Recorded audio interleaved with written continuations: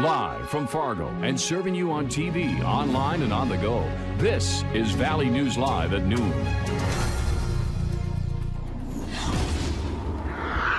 Breaking news just into our newsroom. A 24-year-old man with a history of erratic and criminal behavior is now charged with attempted murder after police say he threw a child over a third-story railing to the ground below at Mall of America Friday.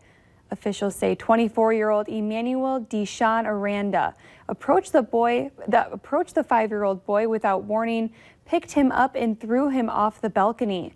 Aranda then ran from the scene, pushing a witness who attempted to stop him against the wall. Officers eventually caught up with the suspect as he sat on a light rail train. Stay with Valley News Live for more updates on this story. The Devils Lake Police Department is asking for your help finding a man accused of using counterfeit money. The man is seen wearing a green jacket, green sweatshirt, blue jeans, tan work boots, and appears to have a tattoo on the left side of his neck. If you know who this man is, you can contact the police at the number on your screen, 701-662-0700. Taking a live look outside right now at 12:02 this afternoon. It's looking like the sun is trying to peek out through those clouds. Let's go ahead and check in with meteorologist Justin Fanfarelli. And thank you, Abby. Good afternoon, everybody. Yes, temperatures staying cool for this time of year up and down the Red River Valley, only into the upper 30s, but the areas surrounding the valley a little warmer right now. Jamestown at 42, into the Detroit Lakes, Parker Rapids area at 41 degrees. Still some upper 30s into the northern valley, but Devil's Lake at 41, and Thief River Falls points off to the east. Close to that 40-degree mark. Winds are from the south at, say, a light breeze, 10 to 25 miles per hour right now. And we are seeing some rain developing, especially in our southern counties, stretching from Jamestown to Valley City. Fargo points off to the south and west. Temperatures well above freezing, so we're not worrying about any snow or any slippery spots on the roads. Rain stretches into Lakes Country and a few snow showers here approaching the War Road and Badette area. So we have that chance of some showers, mainly cloudy skies, but we could see a few peaks of sun before it sets around 7, 8 o'clock at night, and we'll keep that breezy southerly wind. We'll tell you what to expect as we go through the week, including some rain midweek and a big warm-up on the weekend, and a look at the flood alerts. That's coming up later in the newscast. All right, thank you, Justin. Cass County road crews are heading out today to start checking the condition of roads after this year's spring flood. Even though water levels have gone down, county highway officials say some roads still might not be safe to drive on. So they're spending the week checking to see if they're structurally sound. County Road 22 in the intersection of 20 and 17 are two big concerns.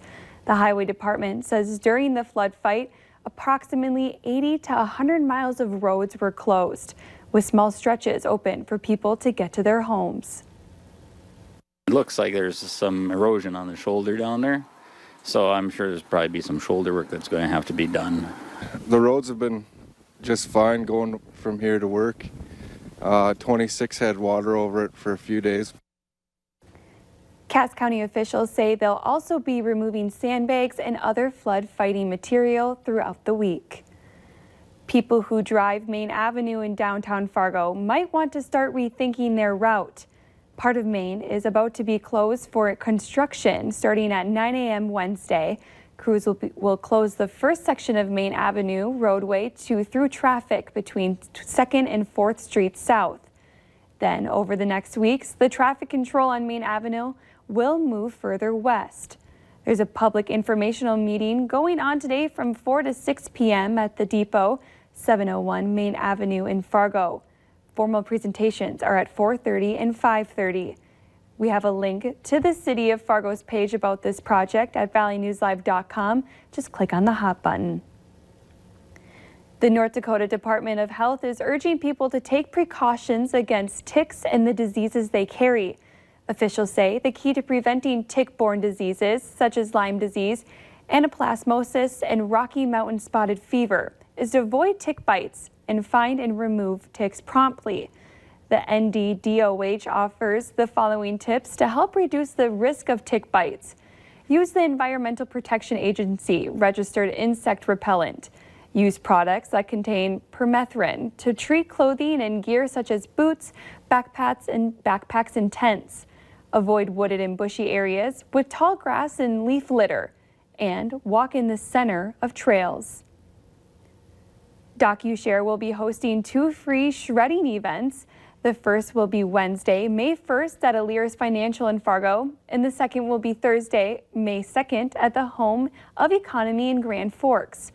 Both events are scheduled to happen from 9 a.m. until 1 p.m.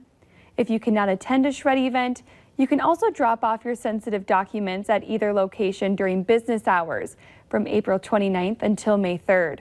Your documents will remain in a secure bin until they are shred. Any free will donations will be given to a local charity. North Dakota Today will be live from both events. President Donald Trump is planning a trip to Minnesota on tax day today and will highlight the economy and his tax bill. He is expected to attend a roundtable discussion at a truck equipment company in Burnsville. Today's visit will be the president's 3rd time to Minnesota in less than a year.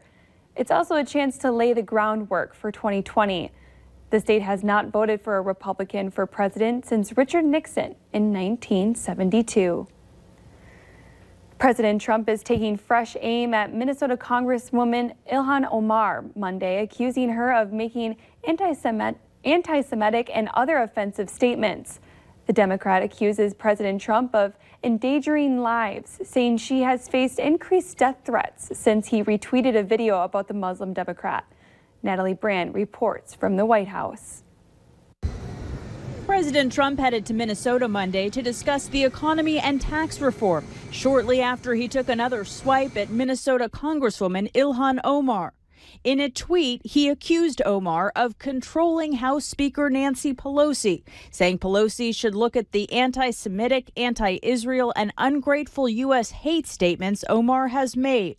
The Muslim lawmaker says she has faced an increase in death threats following a retweet from the president targeting her over a comment she made referencing 9/11. Some people did something. The video edits a clip from Ilhan's speech with footage from the September 11th terrorist attacks.